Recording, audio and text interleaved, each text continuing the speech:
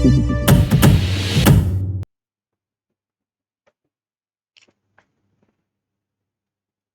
बाल स्मृतियों में कज़ाकी एक न मिटने वाला व्यक्ति है।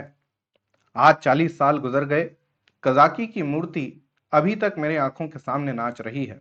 मैं उन दिनों अपने पिता के साथ आजमगढ़ की एक तहसील में था। कज़ाकी जाति का पासी था, बड़ा ही हंसमुख, बड़ा ही साहसी, बड़ा ही जिंदा दिल। वह रोज शाम को डाक का थैला लेकर आता, रात भर रहता और सवेरे डाक लेकर चला जाता। शाम को फिर उधर से डाक लेकर आ जाता। मैं दिन भर एक उद्विग्न दशा में उसकी राह देखा करता। ज्यों ही 4 बजते व्याकुल होकर सड़क पर आकर खड़ा हो जाता और थोड़ी देर में कजा की कंधों पर बल्लम रखे उसकी झुनझुनी बजाता दूर से दौड़ता हुआ आता दिखलाई देता। वह सांवले रंग का गठीला लंबा जवान था।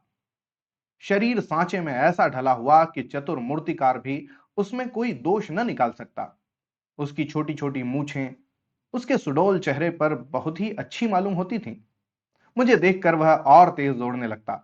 उसकी झुनझुनी और तेजी से बजने लगती और मेरे हृदय में और जोर से खुशी की धड़कन होने लगती। हर्षाती रेख में मैं भी दौड़ पड़ता और एक क्षण में कजाकी का कंधा मेरा संघासन हो जाता। वह स्थान मेरी अभिलाषाओं का स्वर्ग था। स्वर्ग के निवासियों को भी शायद वह आंदोलित आनंद न मिलता होगा जो मुझे कजाकी के विशाल कंधों पर मिलता था। संसार मेरी आंखों में तुच्छ हो जाता और जब कजाकी मुझे कंधों पर लिए हुए दौड़ने लगता, तब तो ऐसा मालूम होता मानो मैं हवा के घोड़ों पर उड़ा जा रहा हूं। कजाकी डाक खाने में पहुंचता तो पसीने से तर रहता, लेकिन आराम करने की आदत न थी। थैला रखते ही वह हम लोगों को लेकर किसी मैदान में निकल जाता। कभी हमारे साथ खेलता, कभी बिरहे गाकर सुनाता, कभी कहानियां सुनाता। उसे चोरी और डाके, मारपीट, भूत प्रेत की सैकड़ों कहानियां याद थीं। मैं ये कहानियां सुनकर विस्मयपूर्ण आनंद में मग्न हो जाता। उसकी कहानियों के चोर और डाकू सच्चे योद्धा होते थे, जो अमीरों को लूटकर दीन दुखी प्राणियों का पालन करते थे। मुझे उन पर घृणा के बदले श्रद्धा होती थी। एक दिन कजाकी को डाक का थैला लेकर आने में देर हो गई। सूर्यास्त हो गया और वह दिखलाई न दिया। मैं खोया हुआ सा सड़क पर दूर तक आंखें फाड़ फाड़ कर देखता था, पर वह परिचित रेखा न दिखलाई पड़ती थी। कान लगाकर सुनता था, झुनझुन की वह आमोदमय ध्वनि न सुनाई देती थी। प्रकाश के साथ मेरी आशा भी मलिन होती जाती थी। उधर से किसी और को आते देखता तो पूछता, कजाकी आता है? पर या तो कोई सुनता ही न था या केवल सिर हिला देता था। सहसा झुनझुन की आवाज कानों में आई। मुझे अंधेरे में चारों ओर भूत ही दिखलाई देते थे। यहां तक कि माताजी के कमरे में ताक पर रखी हुई मिठाई भी अंधेरा हो जाने के बाद मेरे लिए त्याज्य हो जाती थी। लेकिन वह आवाज सुनते ही मैं उसकी तरफ दौड़े जा रहा था। हाँ, वह कजाकी ही था। उसे देखते ही मेरी विकलता क्रोध में बदल गई। मैं उसे मारने लगा, फिर रूठ करके अलग खड़ा हो गया। कजाकी ने हंसकर कहा, मारोगे? तो मैं एक चीज लाया हूं, वह न दूंगा। मैंने साहस करके कहा, जाओ, मत देना। मैं लूंगा ही नहीं। कजाकी बोला, अभी दिखा दूं तो दौड़कर गोद में उठा लोगे। मैंने पिघल कर कहा, अच्छा, दिखा दो तो आकर मेरे कंधों पर बैठ जाओ, भाग चलूं। आज बहुत देर हो गई है, बाबूजी बिगड़ रहे होंगे। मैंने अकड़ कर कहा, पहले दिखा। मेरी विजय हुई। अगर कजाकी को देर का डर ना होता और 1 मिनट भी वह रुक सकता, तो शायद पांसा पलट जाता। उसने कोई चीज दिखलाई, जिसे वह एक हाथ से छाती से चिपटाए हुए था। लंबा मुंह था और 2 आंखें चमक रही थीं। मैंने उसे दौड़कर कजाकी की गोद से ले लिया। यह हिरण का बच्चा था। आह, मेरी उस खुशी का कौन अनुमान करेगा। तब से कठिन परीक्षाएं पास की, अच्छा पद भी पाया, राय बहादुर भी हुआ, पर वह खुशी फिर न मिल सकी। मैं उसे गोद में लिए उसके कोमल स्पर्श का आनंद उठाता घर की ओर दौड़ा। कजाकी को आने में इतनी देर हुई, इसका ख्याल ही न रहा। मैंने पूछा, यह कहां मिला कजाकी? भैया, यहां से थोड़ी दूर पर एक छोटा सा जंगल है। उसमें बहुत से हिरण हैं। मेरा बहुत जी चाहता था कि कोई बच्चा मिल जाए तो तुम्हें दूं। आज यह बच्चा हिरणों के झुंड के साथ दिखलाई दिया। मैं झुंड की ओर दौड़ा तो सब के सब भागे। यह बच्चा भी भागा, लेकिन मैंने पीछा न छोड़ा और हिरण तो बहुत दूर निकल गए, यही पीछे रह गया। मैंने इसे पकड़ लिया, इसी से इतनी देर हुई। यूं बातें करते हम दोनों डाक खाने पहुंचे। बाबूजी ने मुझे न देखा, हिरण के बच्चे को भी न देखा। कजाकी ही पर उनकी निगाह पड़ी। बिगड़ कर बोले, आज इतनी देर कहां लगाई? अब थैला लेकर आया है, उसे लेकर क्या करूं? डाक तो चली गई। बता, तूने इतनी देर कहां लगाई? कजाकी के मुंह से आवाज न निकली। बाबूजी ने कहा, तुझे शायद अब नौकरी नहीं लग करनी है। नीच है ना? पेट भरा तो मोटा हो गया, जब भूखों मरने लगेगा तो आंखें खुलेगी। कजाकी चुपचाप खड़ा रहा। बाबूजी का क्रोध और बढ़ा। बोले, अच्छा थैला रख दे और अपने घर की राह ले। सुअर, अब डाक लेके आया है, तेरा क्या बिगड़ेगा? जहां चाहेगा मजूरी कर लेगा। माथे तो मेरे जाएगी, जवाब तो मुझसे तलब होगा। कजाकी ने रुआं से होकर कहा, सरकार, अब कभी देर ना होगी। बाबूजी बोले, आज क्यों कर दी, इसका जवाब दे। कजाकी के पास उसका कोई जवाब न था। आश्चर्य तो यह था कि मेरी भी जुबान बंद हो गई। बाबूजी बड़े गुस्सेवार थे। उन्हें काम करना पड़ता था, इसी से बात बात पर झुंझला पड़ते थे। मैं तो उनके सामने कभी जाता ही न था। वह भी मुझे कभी प्यार न करते थे। घर में केवल 2 बार घंटे घंटे भर के लिए भोजन करने आते थे, बाकी सारे दिन दफ्तर में लिखा करते थे। उन्होंने बार बार एक सहकारी के लिए अफसरों से विनय की थी, पर इसका कुछ असर न हुआ था। यहां तक कि तातील के दिन भी बाबूजी दफ्तर में ही रहते थे। केवल माताजी उनका क्रोध शांत करना जानती थीं, पर वह दफ्तर में कैसे आती? बेचारा कजाकी उसी वक्त मेरे देखते देखते निकाल दिया गया। उसका बल्लम, चपरास और साफा छीन लिया गया और उसे डाक खाने से निकल जाने का नादिरी हुक्म सुना दिया। आह, उस वक्त मेरा ऐसा जी चाहता था कि मेरे पास सोने की लंका होती तो कजाकी को दे देता और बाबूजी को दिखा देता कि आपके निकाल देने से कजाकी का बाल भी बांका नहीं हुआ। किसी योद्धा को अपनी तलवार पर जितना घमंड होता है, उतना ही घमंड कजाकी को अपनी चपरास पर था। जब वह चपरास खोलने लगा तो उसके हाथ कांप रहे थे, आंखों से आंसू बह रहे थे। और इस सारे उपद्रव की जड़ वह कोमल वस्तु थी जो मेरी गोद में मुंह छुपाए ऐसे चैन से बैठी हुई थी, मानो माता की गोद में बैठी हो। जब कजाकी चला तो मैं धीरे धीरे उसके पीछे पीछे चला। मेरे घर के द्वार पर आकर कजाकी ने कहा, भैया अब घर जाओ, सांझ हो गई। मैं चुपचाप खड़ा अपने आंसुओं के वेग को सारी शक्ति से दबा रहा था। कजाकी फिर बोला, भैया मैं कहीं बाहर थोड़े ही चला जाऊंगा, फिर आऊंगा और तुम्हें कंधों पर बैठा कर कुदाऊंगा। बाबूजी ने नौकरी ले ली है तो क्या इतना भी ना करने देंगे? तुमको छोड़कर मैं कहीं ना जाऊंगा। भैया जाकर अम्मा से कह दो कजाकी जाता है, उसका कहा सुना माफ करे। मैं दौड़ा हुआ घर गया, लेकिन अम्मा जी को कुछ कहने के बदले बिलक बिलक कर रोने लगा। अम्मा जी रसोई के बाहर निकलकर पूछने लगी, क्या हुआ बेटा, किसने मारा? बाबूजी ने कुछ कहा है। अच्छा, रह तो जाओ, आज घर आते हैं तो पूछती हूं। जब देखो मेरे लड़के को मारा करते हैं। चुप रहो बेटा, अब तुम अब उनके पास कभी मत जाना। मैंने बड़ी मुश्किल से आवाज संभाल कर कहा, कजाकी। अम्मा ने समझा कजाकी ने मारा है। बोली, अच्छा, आने दो कजाकी को, देखो खड़े खड़े निकलवा देती हूं। हरकारा होकर मेरे राजा बेटा को मारे। आज ही तो साफा बल्लम सब छिनवा लेती हूं। वाह जी। मैंने जल्दी से कहा, नहीं, कजाकी ने नहीं मारा, बाबूजी ने उसे निकाल दिया है। उसका साफा बल्लम छीन लिया, चपरास भी ले ली। अम्मा, यह तुम्हारे बाबूजी ने बहुत बुरा किया। वह बेचारा अपने काम में इतना चौकस रहता है, फिर उसे क्यों निकाला? मैंने कहा, आज उसे देर हो गई थी। यह कहकर मैंने हिरण के बच्चे को गोद से उतार दिया। घर में उसके भाग जाने का भय न था।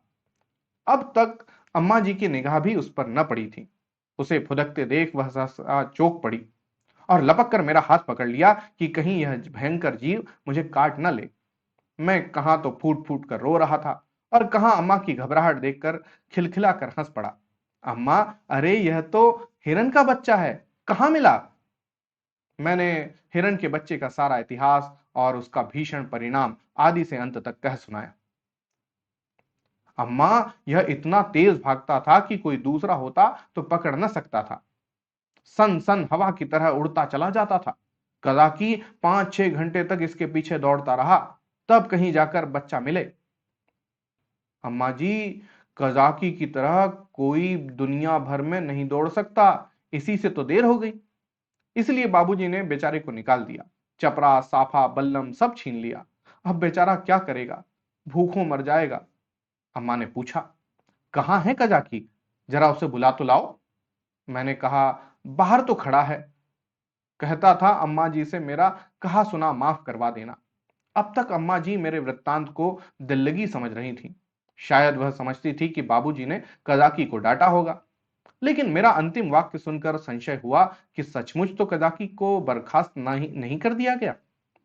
बाहर आकर कजाकी, कजाकी पुकारने लगी, पर कजाकी का कहीं पता न था। मैंने बार बार पुकारा, लेकिन कजाकी वहां न था। खाना तो मैंने खा लिया, बच्चे शौक में खाना नहीं छोड़ते, खासकर जब रबड़ी भी सामने हो। मगर बड़ी रात तक पड़े पड़े सोचता रहा। मेरे पास रुपए होते तो 1 लाख रुपए कजाकी को दे देता और कहता, बाबूजी से कभी मत बोलना, बेचारा भूखों मर जाएगा। देखूं कल आता है कि नहीं। अब क्या करेगा आकर? मगर आने को तो कह गया है। मैं कल उसे अपने साथ खाना खिलाऊंगा। यही हवाई किले बनाते बनाते मुझे नींद आ गई। दूसरे दिन मैं दिन भर अपने हिरण के बच्चे की सेवा सत्कार में व्यस्त रहा। पहले उसका नाम संस्कार हुआ। मुन्नू, मुन्नू नाम रखा गया। फिर मैंने उसका अपने सब हमजोलियों और सहपाठियों से परिचय कराया। दिन ही भर में वह मुझसे इतना मिल गया कि मेरे पीछे पीछे दौड़ने लगा। इतनी ही देर में मैंने उसे अपने जीवन में एक महत्वपूर्ण स्थान दे दिया। अपने भविष्य में बनाने वाले अपने भविष्य में बनने वाले विशाल भवन में उसके लिए अलग कमरा बनाने का भी निश्चय कर लिया। चारपाई, सैर करने के लिए फिटन आदि की भी योजना बना ली गई। लेकिन संध्या होते ही मैं सब कुछ छोड़ छाड़ कर सड़क पर जा खड़ा हुआ और कजाकी की बाट जोहने लगा। जानता था कि कजाकी निकाल दिया गया है, अब उसे यहां आने की कोई जरूरत नहीं रही। फिर न जाने मुझे क्यों यह आशा हो रही थी कि वह आ रहा है। एकाएक मुझे ख्याल आया कि कजाकी भूखों मर रहा होगा। मैं तुरंत घर आया। अम्मा दिया बत्ती कर रही थी। मैंने चुपके से एक कटोरी में आटा निकाला। आटा हाथों में लपेटे टोकरी से गिरते आटे की एक लकीर बनाता हुआ भागा। जाकर सड़क पर खड़ा हुआ ही था कि कजाकी सामने से आता दिखाई दिया। उसके पास बल्लम भी था, कमर में चपरास भी थी, सिर पर साफा भी बंधा हुआ था। बल्लम में डाक का थैला भी बंधा हुआ था। मैं दौड़कर उसकी कमर से चिपट गया और विस्मित होकर बोला, तुम्हें चपरास और बल्लम कहां से मिल गया कजाकी? कजाकी ने मुझे कंधों पर बैठलाते हुए कहा, वह चपरास किस काम की थी भैया? वह तो गुलामी की चपरास थी। यह पुरानी खुशी की चपरास है। पहले सरकार का नौकर था, अब तुम्हारा नौकर हूं। यह कहते कहते उसकी निगाह टोकरी पर पड़ी जो वहीं रखी थी। यह आटा कैसा है भैया? मैंने सकुचाते हुए कहा, तुम्हारे ही लिए तो लाया हूं। तुम भूखे होगे, आज क्या खाया होगा? कजाकी की आंखें तो मैं न देख सका, उसके कंधों पर बैठा हुआ था। हाँ, उसकी आवाज से मालूम हुआ कि उसका गला भर आया है। बोला, भैया, क्या रूखी ही रोटी खाऊंगा? दाल, नमक, घी और तो कुछ नहीं है। मैं अपनी भूल पर लज्जित हुआ। सच तो है, बेचारा रूखी रोटियां कैसे खाएगा? लेकिन नमक, दाल, घी कैसे लाऊं? अब तो अम्मा चौके में होंगी। आटा लेकर तो किसी तरह भाग आया था। अभी तक मुझे न मालूम था कि मेरी चोरी पकड़ ली गई। आटे की लकीर ने सुराग दे दिया है। अब ये तीन तीन चीजें कैसे लाऊंगा? अम्मा से मांगूंगा तो कभी न देंगी। एक एक पैसे के लिए तो घंटों रुलाती हैं। इतनी सारी चीजें क्यों देने लगी? एकाएक मुझे एक बात याद आई। मैंने अपनी किताबों के बस्ते में कई आने पैसे रख छोड़े थे। मुझे पैसा जमा करके रखने में बड़ा आनंद आता था। मालूम नहीं अब वह आदत क्यों बदल गई। अब भी वही हालत होती तो शायद इतना फाके मस्त न रहता। बाबूजी मुझे प्यार तो कभी ना करते थे, पर पैसे खूब देते थे। शायद अपने काम में व्यस्त रहने के कारण मुझसे पिंड छुड़ाने के लिए इसी नुस्खे को सबसे आसान समझते थे। इनकार करने में मेरे रोने और मचलने का भय था। इस बाधा को वह दूर ही से टाल देते थे। अम्मा जी का स्वभाव ठीक इससे प्रतिकूल था। उन्हें मेरे रोने और मचलने से किसी काम में बाधा पड़ने का भय न था। आदमी लेटे लेटे दिन भर रोना सुन सकता है, हिसाब लगाते हुए जोर की आवाज से ध्यान बढ़ जाता है। अम्मा मुझे प्यार तो बहुत करती थीं, पर पैसे का नाम सुनते ही उनकी त्योरियां बदल जाती थीं। मेरे पास किताबें न थीं। हाँ, एक बस्ता था, जिसमें डाक खाने के 2-4 फॉर्म तह करके पुस्तक के रूप में रखे हुए थे। मैंने सोचा, दाल, नमक और घी के लिए क्या उतने पैसे काफी ना होंगे? मेरी तो मुट्ठी में भी नहीं आते। यह निश्चय करके मैंने कहा, अच्छा मुझे उतार दो, मैं दाल और नमक ला दूं, मगर रोज आया करोगे ना? कज़ाकी बोला, भैया खाने को दोगे तो क्यों ना आऊंगा? मैंने कहा, मैं रोज खाने को दूंगा। हाँ तो मैं रोज आऊंगा। मैं नीचे उतरा और दौड़कर सारी पूंजी उठा लाया। कज़ाकी को रोज बुलाने के लिए उस वक्त मेरे पास कोहिनूर हीरा भी होता तो उसको भेंट करने में मुझे पसोपेश न होता। कज़ाकी ने विस्मित होकर पूछा, ये ये पैसे कहां पाए भैया? अरे मेरे ही तो हैं। कज़ाकी ने कहा, तुम्हारी अम्मा जी तुमको मारेगी, कहेंगी कज़ाकी ने फुसलाकर मंगवा लिए पे होंगे। भैया, इन पैसों की मिठाई ले लेना और मटके में रख देना। मैं भूखों नहीं मरता, मेरे 2 हाथ हैं, मैं भला भूखों मर सकता हूं? मैंने बहुत कहा कि पैसे मेरे हैं, लेकिन कज़ाकी ने न लिए। उसने बड़ी देर तक इधर-उधर की सैर कराई, गीत सुनाए और मुझे घर पहुंचाकर चला गया। मेरे द्वार पर आटे की टोकरी भी रख दी। मैंने घर से मैंने घर में कदम रखा ही था कि अम्मा जी ने डांट कर कहा, क्यों रे चोर, तू आटा कहां लेकर भाग गया था? अब चोरी करना सीखता है? बता, किसको आटा दे आया, नहीं तो तेरी खाल उधेड़ कर रख दूंगी। मेरी नानी मर गई। अम्मा क्रोध में सिंहनी हो जाती थी। सिर पिटाकर बोला, किसी को तो नहीं दिया। अम्मा बोली, तूने आटा नहीं निकाला? देख कितना सारा आटा सारे आंगन में बिखरा हुआ है। मैं चुप खड़ा था। वह कितना ही धमकाती थी, चुमकारती थी, पर मेरी जुबान न खुलती थी। आने वाले सब आने वाले विपत्ति के भय से प्राण सूख रहे थे। यहां तक कि यह भी कहने की हिम्मत न पड़ती थी कि बिगड़ती क्यों हो, आटा तो द्वार पर रखा हुआ है, और न उठाकर लाते ही बनता था।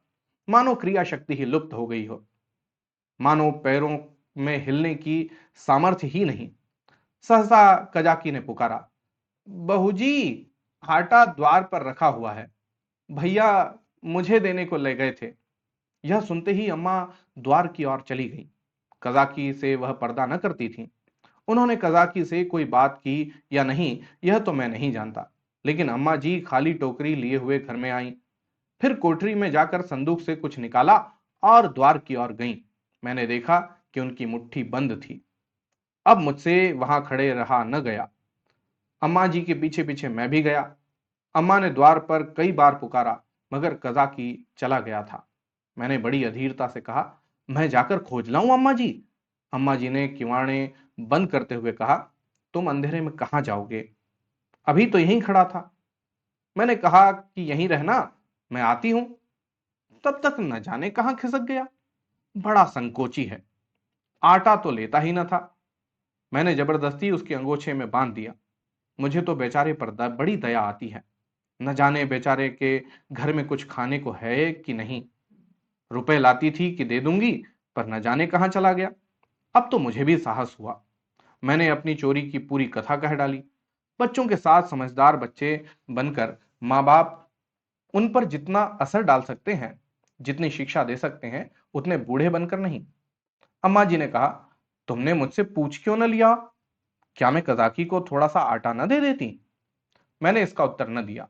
दिल में कहा, इस वक्त तो तुम्हें कजाकी पर दया आ गई है, जो चाहे दे डालो, लेकिन मैं मांगता तो मारने दौड़ती।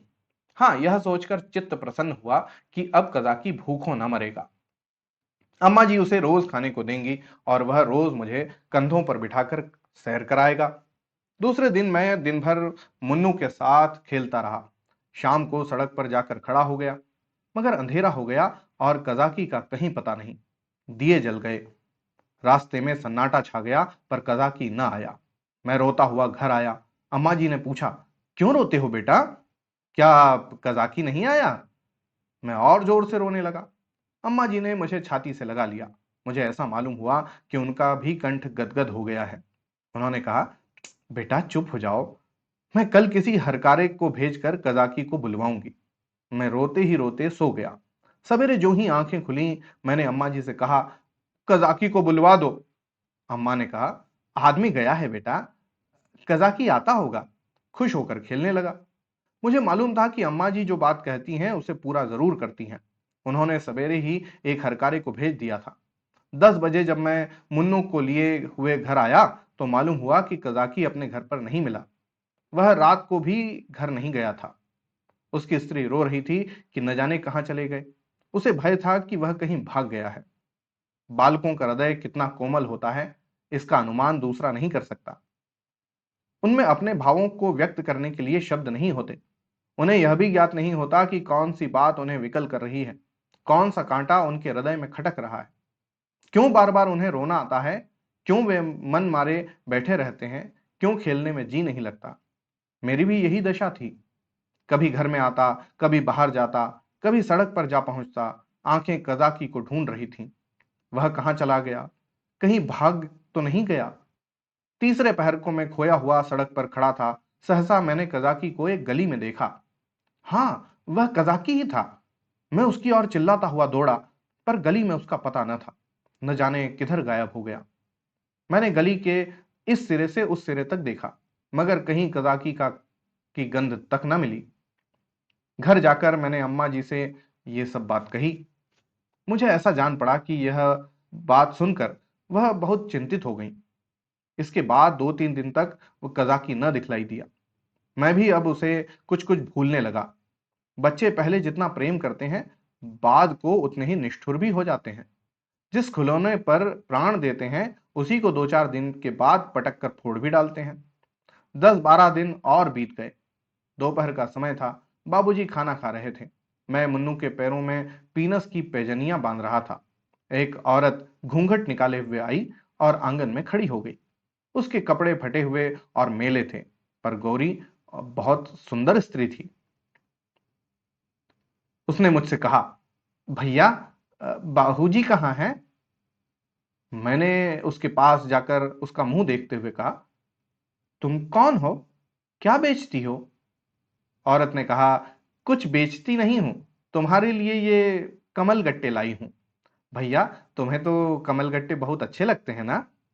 मैंने उसके हाथों से लपक मैंने उसके हाथों से लटकती हुई पोटली को उत्सुक नेत्रों से देखकर पूछा, कहां से लाई हो? देखें। औरत ने कहा, तुम्हारे हरकारे ने भेजे हैं भैया। मैंने उछल कर पूछा, कजाकी ने? औरत ने सिर हिलाकर कहा, हां। पोटली खोलने लगी। इतने में अम्मा जी भी रसोई से बाहर निकल आईं। उसने अम्मा के पैरों को स्पर्श किया।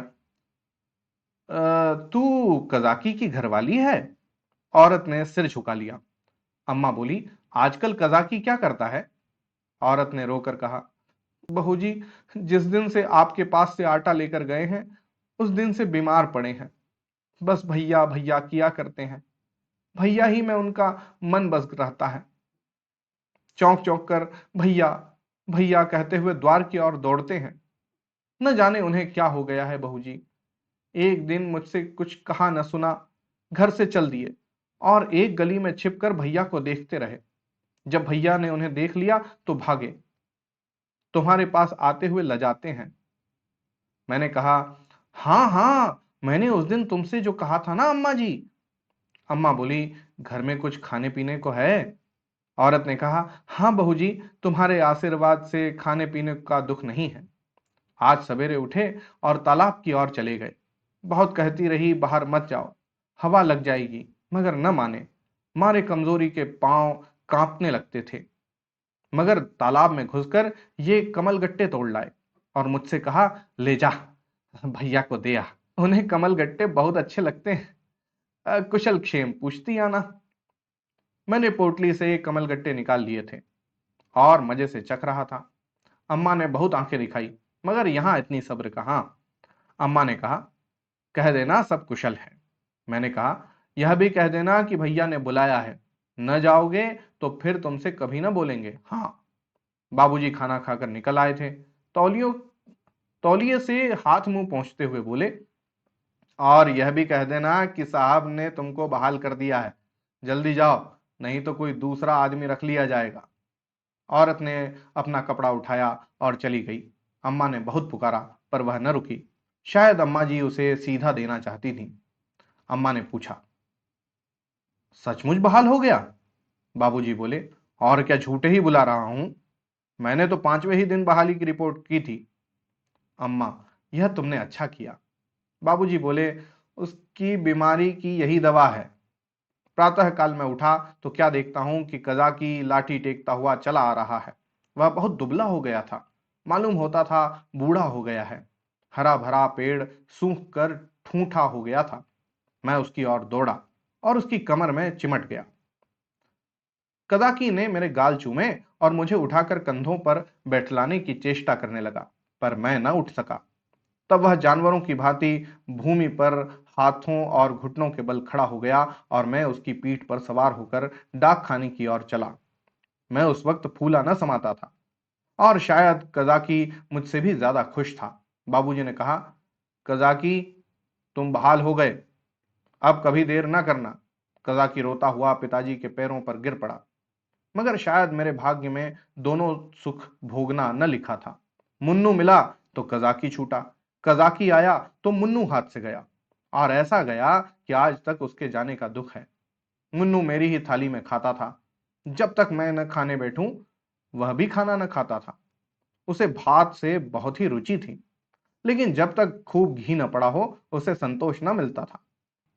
वह मेरे साथ ही सोता था, मेरे ही साथ उठता भी था। सफाई तो उसे इतनी पसंद थी कि मल मूत्र त्याग करने के लिए घर से बाहर मैदान में निकल जाता था। कुत्तों से उसे चिढ़ थी। कुत्तों को घर में न घुसने देता। कुत्ते को देखते ही थाली से उठ जाता और उसे दौड़कर घर से बाहर निकाल देता था। कदाकी को डाक खाने में छोड़कर जब मैं खाना खाने गया तो मुन्नू भी आ बैठा। अभी 2-4 ही कौर खाए थे कि एक बड़ा सा झबरा कुत्ता आंगन में दिखाई दिया। मुन्नू उसे देखते ही दौड़ा। दूसरे घर में जाकर कुत्ता चूहा हो जाता है। झबरा कुत्ता उसे देखकर भागा। मुन्नू को अब लौट आना चाहिए था, मगर वह कुत्ता उसके लिए यमराज का दूत था। मुन्नू को उसे घर से निकाल कर भी संतोष न हुआ। वह उसे घर के बाहर मैदान में भी दौड़ाने लगा। मुन्नू को शायद ख्याल न रहा कि यहां मेरी अमलदारी नहीं है। वह उस क्षेत्र में पहुंच गया था जहां झबरे का भी उतना ही अधिकार था जितना मुन्नू का। मुन्नू कुत्तों को भगाते भगाते कदाचित अपने बाहुबल पर घमंड करने लगा था। वह यह न समझता था कि घर में उसकी पीठ पर घर के स्वामी का भय काम किया करता है। झबरे ने इस मैदान में आते ही उलटकर मुन्नू की गर्दन दबा दी। बेचारे मुन्नू के मुंह से आवाज तक न निकली। जब पड़ोसियों ने शोर मचाया तो मैं दौड़ा। देखा तो मुन्नू मरा पड़ा है और झबरे का कहीं पता नहीं।